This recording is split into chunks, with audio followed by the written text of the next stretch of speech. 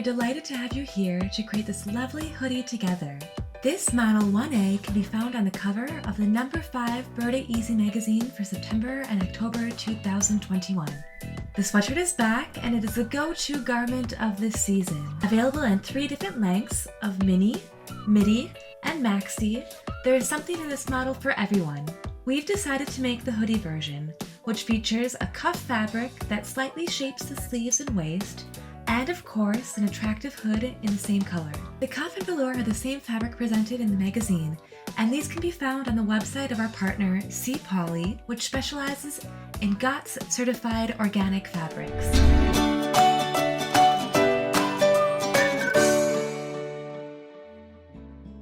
To sew this project, you will need matching thread, pins, sewing scissors, a tape measure, tailor's chalk, a pen, a tracing wheel, Burda tracing paper, and a sewing machine needle, single and a twin needle, or a special jersey needle if you're using a knit or jersey fabric.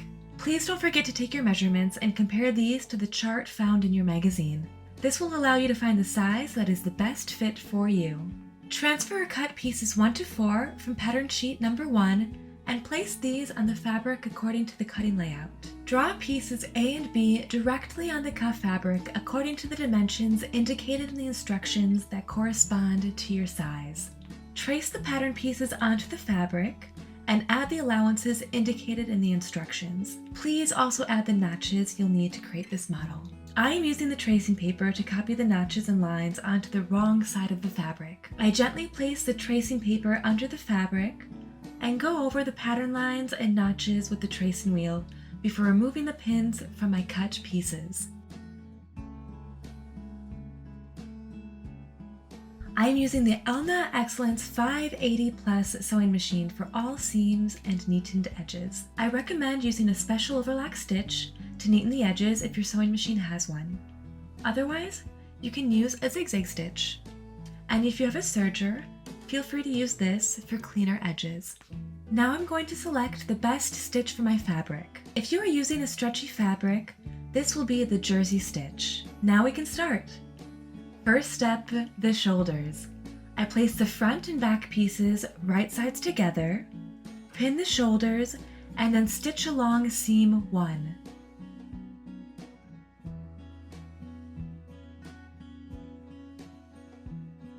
I neaten the allowances separately and press the seams apart. Second step, the hood. I place the front and back pieces right sides together and pin the center back seam. I then stitch, neaten the allowances together, and press them to one side. I top stitch 7 millimeters or 1/4 of an inch from the outer edge. The allowances will be held in place by the stitch. Then I press the allowances of the edge inwards. I also refer to the pattern and press the facing inwards along the folded edge. I pin and stitch close to the edge. Now, I pin the hood to the neckline, right sides together, matching them up at seam 2.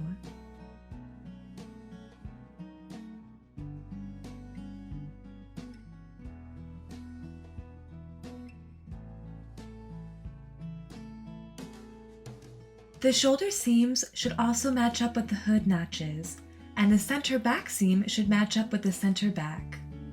And I check that the front edges of the hood match up in the center front. I stitch the allowances, neaten them together, and then press them downwards. Next step is the armholes.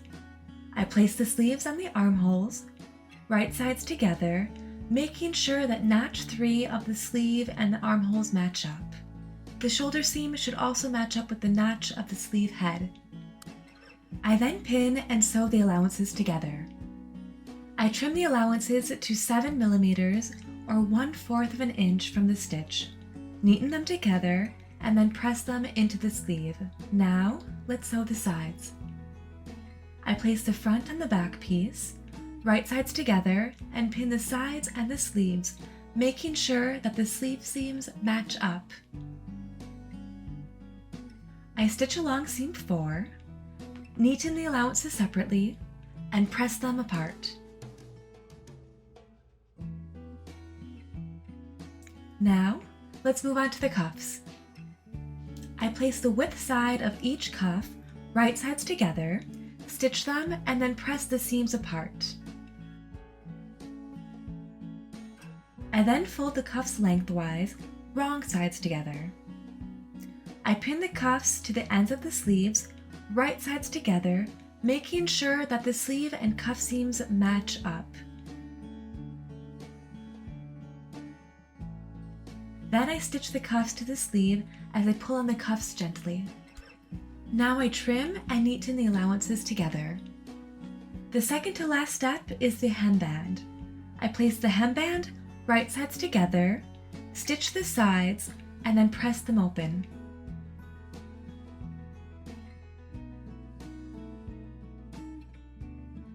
Now I fold the hemband lengthwise and pin the open edges to the lower edge of the sweater, right sides together, making sure that the side seams match up.